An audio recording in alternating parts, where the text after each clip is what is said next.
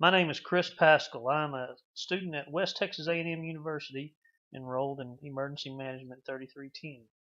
This is a case study over the explosion disaster that occurred in West Texas 3 years ago.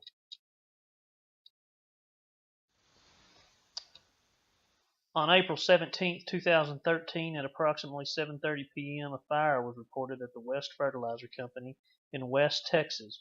A short 20 minutes later, an explosion occurred secondary to the fire, resulting in a massive loss of life, hundreds of casualties, and destruction of a large part of this small community. In this case study, I will attempt to present what happened, why it happened, how it was handled, and the lessons learned, and the current condition of the community today. The West Fertilizer Company was located in the small town of West Texas, which is located 80 miles south of Dallas on Interstate 35. It has a population of 2,800 people. The West Fertilizer Company began its operations in 1962. It served the farming community as a purveyor of fertilizers, ag chemicals, and farm supplies. Of note, at the time of the explosion, there was on hand between 40 and 60 tons of fertilizer-grade ammonium nitrate. In 1972, the closest residence to the West Fertilizer Company was a house that was located 265 feet away. But as the town began to expand, more homes and businesses were built closer to the plant. At the time of the incident, a park was located only 150 feet away. The nearest group of homes was 370 feet away. A nursing home was located less than 600 feet away, and the West Intermediate School was 200 foot away, and the West High School was 500 foot away. At approximately 7:29 p.m., 911 dispatchers received several calls of smoke and fire at the West Fertilizer Company. A West Police Department officer on patrol was notified by a citizen of the smoke coming from the fertilizer building at the West Fertilizer Company, and upon arrival, the police officer notified dispatch of a confirmed structure fire at the West Fertilizer Company. The West Volunteer Fire Department was paged and began arriving at the plant to initiate an attack on the fire. Within 8 minutes of the initial call, fire units were en route, and at 7:51 an explosion occurred. In this video, produced by the Chemical Safety Board, who performed an investigation after the incident, a recreation of the explosion is explained, starting with the arrival of the West Volunteer Fire Department. The West Volunteer Fire Department soon arrived on the scene with 2 engines, 2 brush trucks, and a water tender truck. But inside the building, the fire continued to quickly escalate. Smoke and soot from the fire accumulated on the piles of ammonium nitrate stored in their combustible wooden bins. At approximately 7:45 p.m., the character of the fire changed, most likely due to an opening low in the building, possibly when the fire burned through doors to what was known as the seed room. More outside oxygen rushed in, increasing the amount of radiant heat inside the fertilizer building.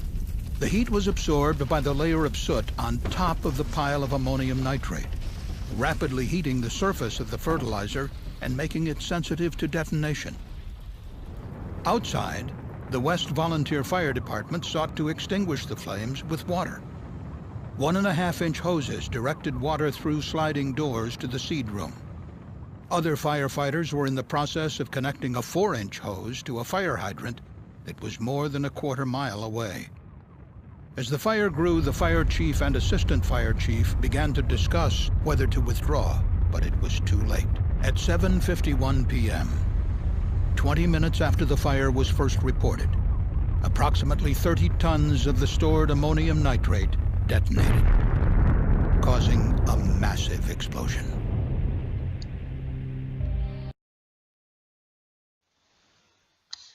"12 firefighters died as a result of the blast, as well as 3 civilians, 2 of whom were residents of a nearby apartment complex and 1 resident from a nearby nursing home, were also killed. 4 area hospitals treated over 260 injured persons, ranging from minor to critical blast and burn-related injuries. As a result of the blast, the West Fertilizer Company was completely destroyed. Property in close proximity, including West Intermediate School, West High School, and West Middle School, sustained enough damage to warrant demolition following the incident. 2 multifamily structures, a nursing home within 600 feet and an apartment complex within 450 feet of the West Fertilizer Company, were both damaged substantially. The nursing home was demolished after the incident, while the apartment complex was totally destroyed during the incident. Residential structures within 2 miles of the blast site sustained damage. 50% of the homes in West proper sustained damage, with 142 damaged beyond repair. Infrastructure such as water lines, sewer lines, water wells were also damaged.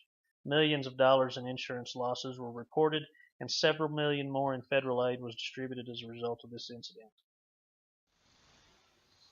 The culprit in this explosion was fertilizer-grade ammonium nitrate. Ammonium nitrate presents hazards under the following conditions: uncontrollable fire, decomposition, and explosion.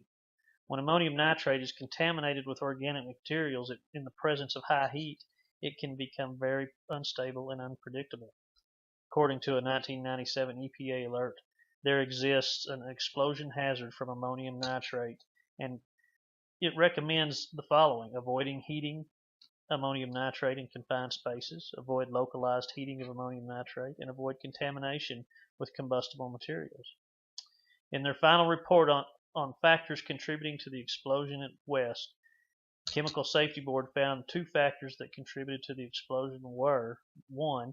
Contamination of fertilizer-grade ammonium nitrate with materials that served as fuel, and 2. The nature of heat buildup and the ventilation of the fertilizer-grade ammonium nitrate storage space.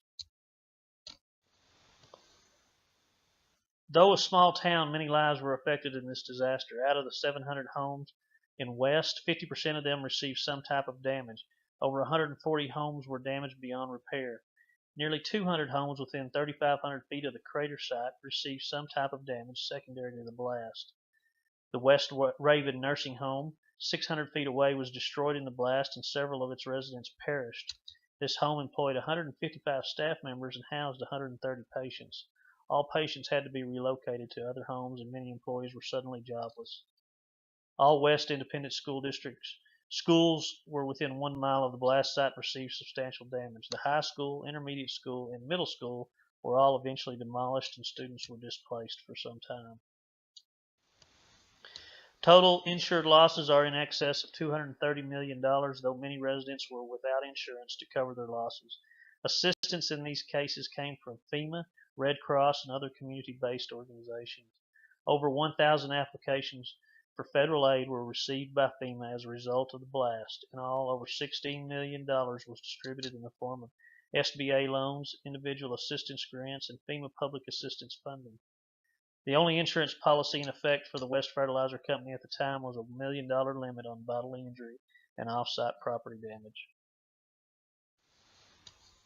The most obvious long-term effects of this disaster is the loss of life and the injuries due to the blast. So many of these injuries go unreported, and their effect is unknown. Also, due to the blast damage, so many residents and businesses were displaced until financial compensation could be determined and rebuilding could begin. While the initial fire and explosion was overwhelming for the limited resources of this community, the response phase was over relatively quickly. Emergency management activities would then center around starting the recovery phase of the incident. Facets of recovery included investigation into the origin and cause of the fire, including crime scene preservation, investigation into federal and state regulation, compliance with agencies such as OSHA, EPA, and TCEQ. Displacement of residents required the assistance of many state-level agencies like the Texas Animal Health Commission, as well as non-governmental organizations and community-based organizations like the Red Cross and the Salvation Army. Also, many state and local agencies like Texas DPS, Parks and Wildlife, and area and regional first responders assisted. Some of the lessons learned are as follows. Fertilizer-grade ammonium nitrate detonation hazard is very unpredictable. Pre-incident planning by first responders is key in these type of disasters. Federal regulations such as EPCRA, the Emergency Planning Community Right to Know Act, require large quantity chemicals such as the ammonium nitrate stored at the West Fertilizer Company needs to be identified by first responders and response plans initiated. Also, NIMS, the National incident management system, which includes the incident command system component, should be utilized at the outset of any disaster. Land use planning is an essential tool when considering future growth of any community. Proper placement of schools, parks, and residences in relation to high hazard facilities can reduce hazard exposure. Since the explosion, the community has shown its resilience by rebuilding. Homes and businesses have been rebuilt, and the two new schools, the West High School and the West Middle School, were reopened in August of 2016. Funds from FEMA, the Texas Education Agency, and insurance companies paid the over $50 million tab to rebuild these schools.